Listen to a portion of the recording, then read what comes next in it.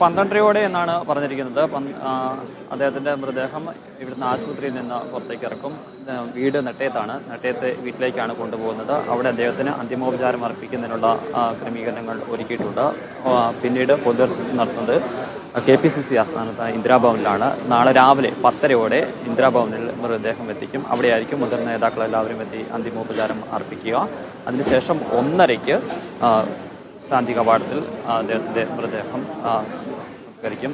അങ്ങനെയാണ് ഇത്തരത്തിലുള്ള ക്രമീകരണങ്ങൾ നടത്തിയിരിക്കുന്നത്. ഇപ്പോൾ അദ്ദേഹത്തിൻ്റെ വിയോഗ വാർത്ത അറിഞ്ഞ് അടൂർ പ്രകാശ്, അതോടൊപ്പം തന്നെ മുതിർന്ന കോൺഗ്രസ് നേതാവായ രമേശ് ചെന്നിത്തല തുടങ്ങിയ ഉൾപ്പെടെയുള്ളവർ എത്തിയിട്ടുണ്ട്. രമേശ് ചെന്നിത്തല ഇപ്പോൾ ഇവിടെയുള്ള നേതാക്കളുമായി മറ്റ് സഹപ്രവർത്തകരുമായിട്ട് സംസാരിച്ചുകൊണ്ടിരിക്കുകയാണ്. അല്പസമയത്തിനകം അദ്ദേഹം മടങ്ങുകയും ചെയ്യും. എന്തായാലും ആഴ്ചകളായി അദ്ദേഹം ഇവിടെ കൊച്ചിയിലെ സ്വകാര്യ ആശുപത്രിയിൽ ചികിത്സയിലായിരുന്നു. ഇന്ന് രാവിലെയാണ് മരണം സംഭവിക്കുന്നത്. അദ്ദേഹത്തിൻ്റെ മകളും അതോടൊപ്പം തന്നെ മരുമകനും ഒക്കെ ഈ മരണസമയത്ത് അദ്ദേഹത്തിന് ഒപ്പമുണ്ടായിരുന്നതാനും ഇപ്പോൾ കുടുംബാംഗങ്ങൾ വീട്ടിലേക്ക് മടങ്ങുകയും ചെയ്തിട്ടുണ്ട്. എന്തായാലും കോൺഗ്രസിൻ്റെ ഒരു സൗമ്യമുഖം എന്ന നിലയിൽ തന്നെയാണ് തെന്നല ബാലകൃഷ്ണൻ ഇവിടെ എല്ലാവരും ഓർക്കുന്നത്.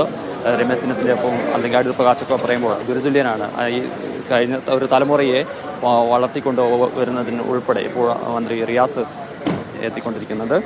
അദ്ദേഹം ആശുപത്രിയിലെത്തി അന്തിമോപചാരം അർപ്പിക്കുന്നതിന് വേണ്ടി